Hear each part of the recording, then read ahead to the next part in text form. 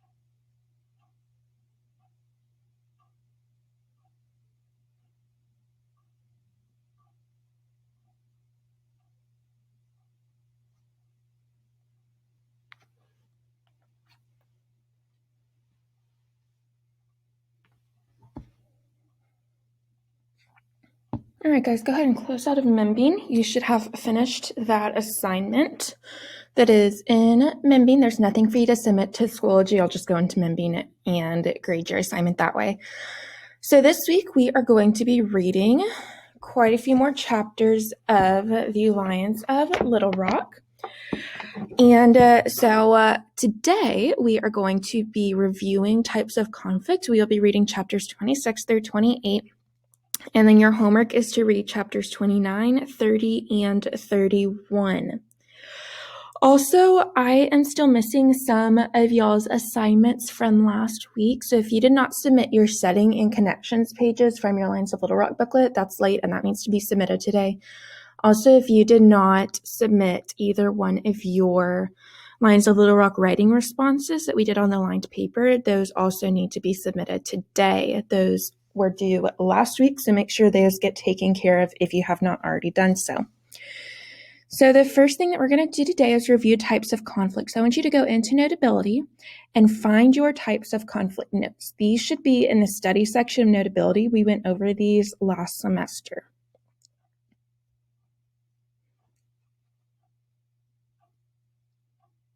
If you can't find your types of conflict notes and you've been searching through the study section, then you can go to today's Schoology, go to task number 2, study, review conflict, and there is a second copy of the type of conflict notes in there. So you can pause this video if you need some time to go and find your notes.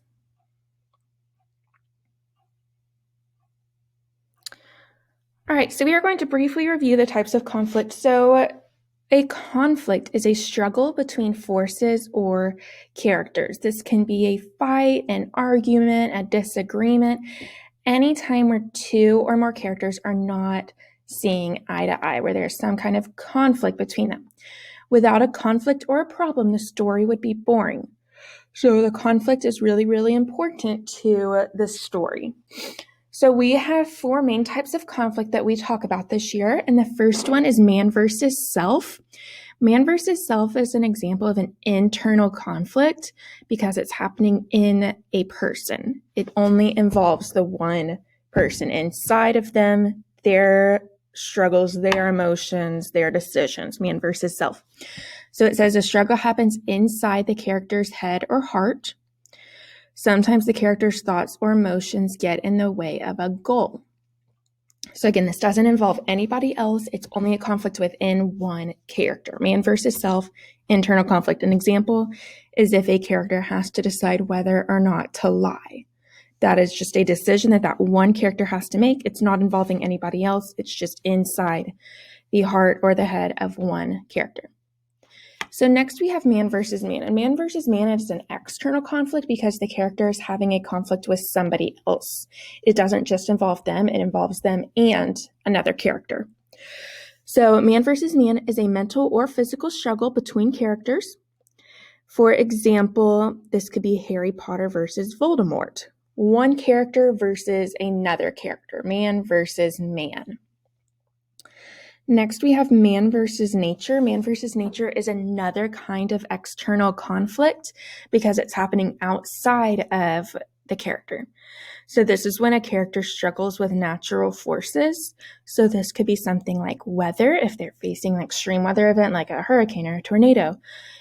And if they are in conflict with any animals, if they are sick, anything that is coming from nature.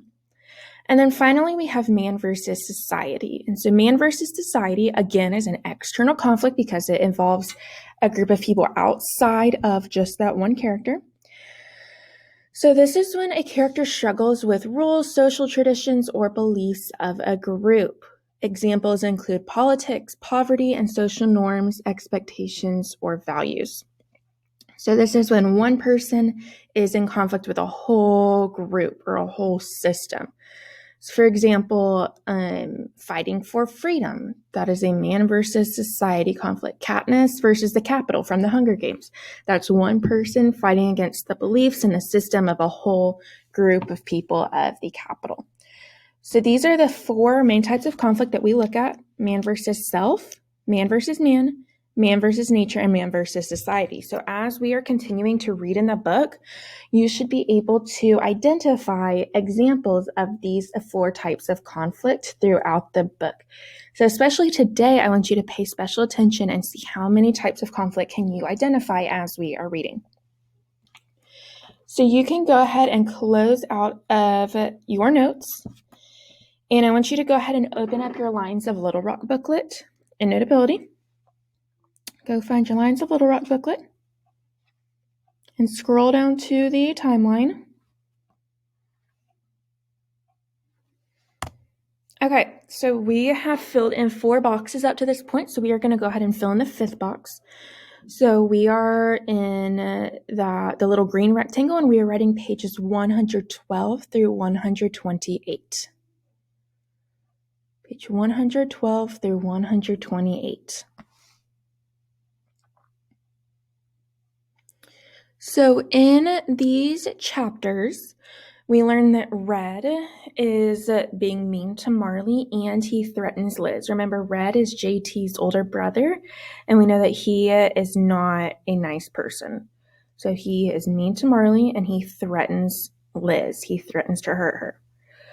And we also learn that Betty Jean's son got arrested for something that Red actually did. Remember, Betty Jean is the maid in Marley's house, and so her son got arrested for something that Red did. So I want you to fill in this 5th box on your timeline.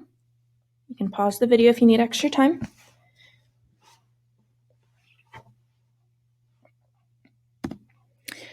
So today we are going to be reading chapters 26, 27, and 28 in the Lines of Little Rock. As always, you need to make sure that you are annotating for our notice and note signposts. So make sure you have a pencil to write with. Make sure you have a highlighter. If you're an in-person kid, you're welcome to borrow a highlighter from the front of the room. Just make sure that you put it back at the end of class.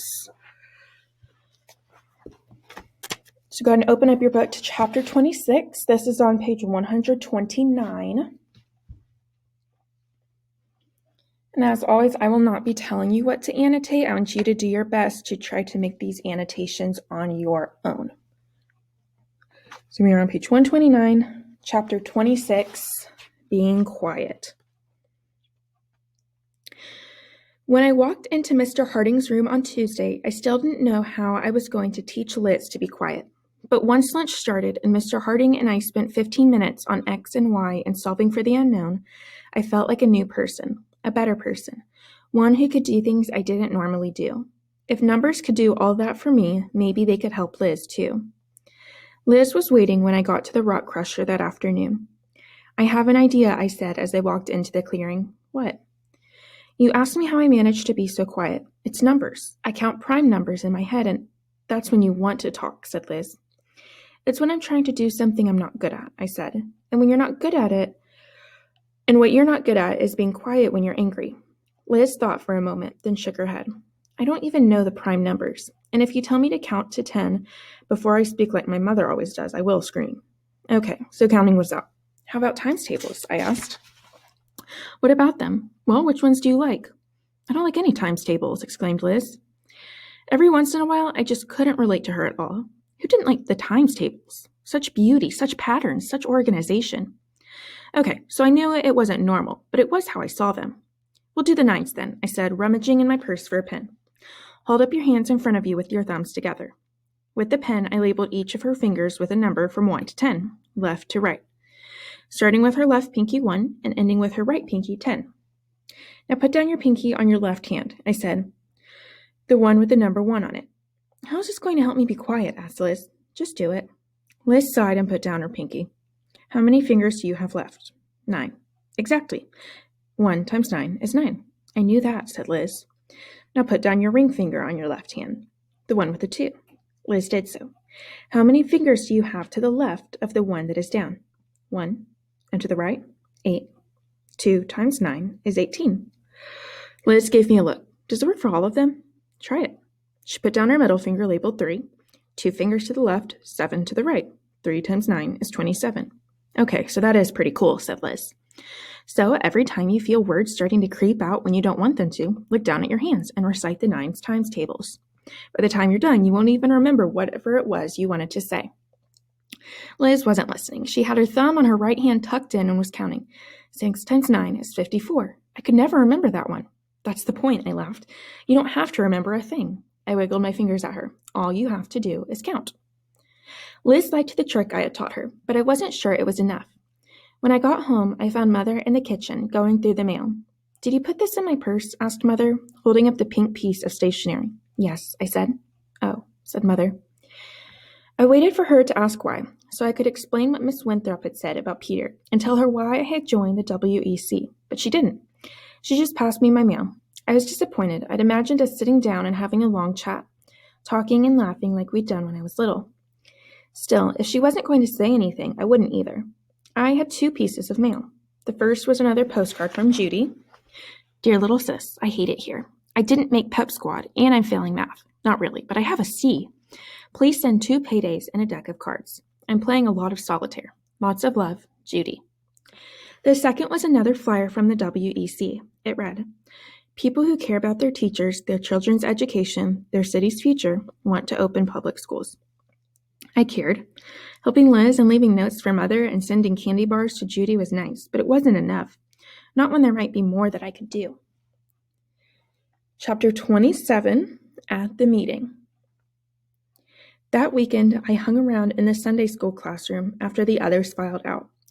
When it was just Miss Winthrop and me, I cleared my throat. Are you going to the WEC meeting this Friday? I asked.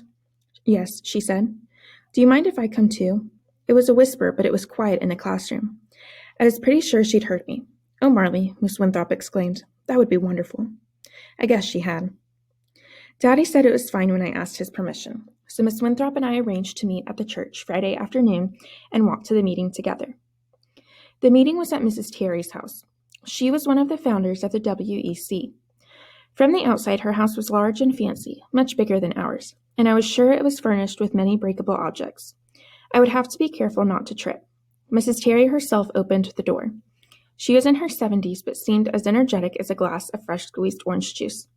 Welcome early, she said, when Miss Winthrop introduced me. She led us into the living room.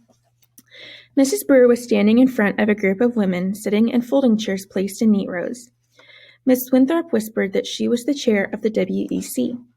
Mrs. Brewer was about my mother's age, maybe a bit older, and wore a tailored blouse with pearls. She reminded me of white wine in a fancy goblet.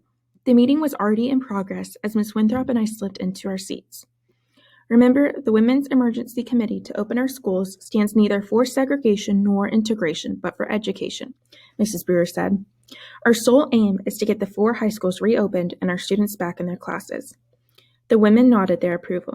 Now, on to new business, said Mrs. Brewer.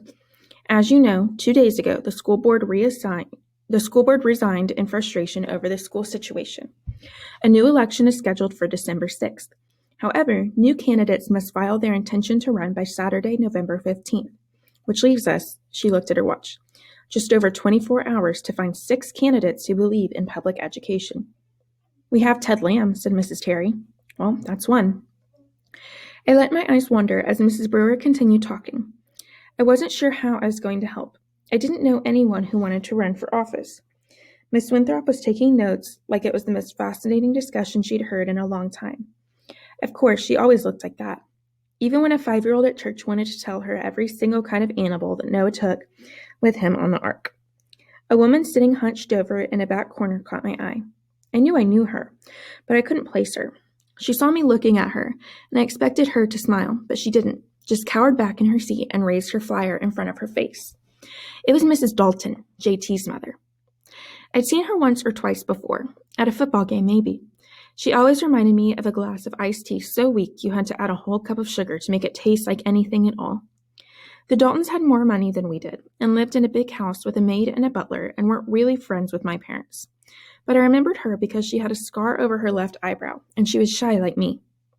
JT had said once she got the scar when she tripped on the stairs doing a load of laundry. But that didn't make sense, because I was pretty sure a lady like her never even turned on the washing machine. They had a maid to do that. Probably a colored woman who, I looked around the room. There wasn't a colored person there, except for the maid in the kitchen who was putting sandwiches on a table. The meeting adjourned a few minutes later, and Mrs. Terry invited everyone to have some refreshments before they left. "Grab me a cucumber sandwich, Marley," Miss Winthrop asked. I was hungry, so I grabbed two, and when I came back, Miss Winthrop was deep in conversation with an older woman I thought I recognized from church. "All I'm saying," said Miss Winthrop, "is that it still seems odd to me that we haven't invited any colored women to join the WEC. "Oh my," said the lady from church. "I'm not sure my Terrence would feel comfortable about me being here if he knew I was associating with Negroes." "But the Negroes want their schools reopened too." "I'm sure they do." "So wouldn't it make more sense to work with the Negroes?" Miss Winthrop asked. Before the church lady could answer, Mrs. Brewer came up and put a hand on Miss Winthrop's shoulder. "Would you help me in the kitchen for a moment?" "Of course." I tagged along, but I should have known she didn't really need any help, because as soon as we reached the kitchen, Mrs. Brewer said, "Miss Winthrop, I appreciate your idealism, but admitting Negro women to our group would be the end of the WEC." "Don't you believe that the school should be integrated?" asked Miss Winthrop. "Of course I do," Mrs. Brewer whispered, "but if anyone calls me an integrationist, half the women here will run out. And it's in everyone's best interest to get the schools reopened. I've talked to the Negro leaders and explained what we are trying to do. They understand." "Well," said Miss Winthrop, "I believe they've told you they understand." "We're all doing the best we can," said Mrs. Brewer. "I know." All the fizz was suddenly gone from Miss Winthrop. "Call me about the petitions?" Mrs. Brewer nodded. "Come on, Marley," Miss Winthrop said. "Let's go home." On our way to the door, we ran into Mrs. Terry, who was talking to a lady in a fancy hat with flowers on it. "I'd love to help," said the woman. "You know I've been to every meeting since the first one in September. But Stephen works downtown, and if I agreed to lead a committee, my name might end up the paper. There could be problems with his job." "I understand," said Mrs. Terry, though her teeth were clenched. It was obvious to me she didn't understand. Surely that lady's husband wouldn't really lose his job. My sleeve caught on something, and I stopped, expecting I had snagged myself on a vase or a statue or fancy carving. But JT's mother was clutching my sleeve. Her hand was thin and bony like a skeleton's. "It's Marley, isn't it?" she said. "You go to school with James Thomas?" I nodded. "Would you—" She spoke so quietly I had to lean forward to hear her. "Would you please not mention to anyone that you saw me here? I believe in public schools, but if my husband found out I was attending these meetings, The scar on her eyebrow suddenly flushed red. "He wouldn't like it." I nodded again and tore myself away like a cricket escaping from a spiderweb. I looked back at her, and she looked so sad I gave her a little smile. She did not smile in return. Miss Winthrop and I waited at the bus stop together. It was raining. We were sharing her umbrella, but my toes were still getting wet. "Miss Winthrop," I asked, "is Mrs. Brewer right? If she invited Negroes to join the WEC, would the group really fall apart?" "I don't know," said Miss Winthrop, "probably, but that doesn't make it right." I thought about that. Doing the right thing was harder than I'd expected it to be, and more confusing too. "I know it's frustrating," said Miss Winthrop, "but sometimes change is slow." "Will they find people to run for the school board?" I asked. Miss Winthrop nodded. "Mrs. Terry is going to work the phones tonight. I said I'd go around tomorrow and help get the petition signed. They only need 25 names for each one. That's not that many." "Can I come too?" I asked. "Sure," Miss Winthrop smiled as the bus pulled up. "I'd love the company." The WEC found 5 people to run: Ted Lamb, Billy Rector, Everett Tucker, Russell Matson, and Margaret Stevens. Miss Winthrop stopped by to pick me up around 9. My father was the third to sign the petition. Mother was busy with the wash and did not come to the door. We walked around the neighborhood, and by noon we had the names we needed. It seemed simple. A few people had refused to sign, but everyone had been polite. That afternoon, as I was scrubbing the toilet and doing my other chores, the phone rang. I thought it might be Liz, so I ran to answer it. It was a man's voice. "Is this Richard Nisbet's daughter?" "Yes," I said politely. "You'd better watch yourself," because I slammed down the phone. Daddy walked into the room a moment later. "Who was that?" I shook my head, too upset to say anything. "Are you all right, Marley?" I realized I was trembling. "I don't feel well." "Go to bed," Daddy said. I did. I closed the curtains and pulled the blankets up to my chin, but it took me a long time to stop shaking. I wanted to tell my father about the phone call, but I couldn't, because if I did, he might not let me go back to the WEC. Chapter 28, Thanksgiving. The Tuesday before Thanksgiving, Liz and I met again at the Rock Crusher. I thought about telling her about the phone call, but I was too embarrassed to repeat the man's words. I did what you said Liz, when we were settled on our usual rock. And? It didn't work, said Liz. Shirley started talking to Janet about how other folks were going to pay for me being so uppity. I didn't say a word, just started reciting the 9 times tables, counting on my fingers like you taught me.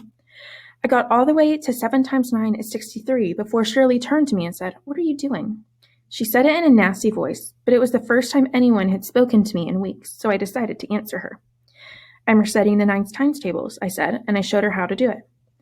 I only got to 3 times 9 is 27 before she and Janet started laughing and I started yelling again. The rest of the day, whenever I walked by, everyone wiggled their fingers at me and snickered. "I'm so sorry." Liz shrugged, but I felt horrible. My plan had failed. It had made things worse for her. She'd helped me learn to talk, and I couldn't even teach her how to be quiet. I couldn't figure it out. When I was upset, calculating the area of a triangle or adding up columns of numbers or reciting pi always helped me. Then I realized that was it. Liz simply wasn't a numbers person. She liked words.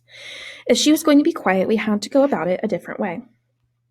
What if, when you felt the words building up, instead of saying them out loud, you wrote them down? "Wrote them down?" asked Liz. "Yeah. I said you could carry around a notebook, like little Jimmy does." "I guess that might work," Liz said slowly. "You could say whatever you wanted, as long as no one reads it." "Well," Liz smiled, "it's worth a try." Thanksgiving morning was cold and gray.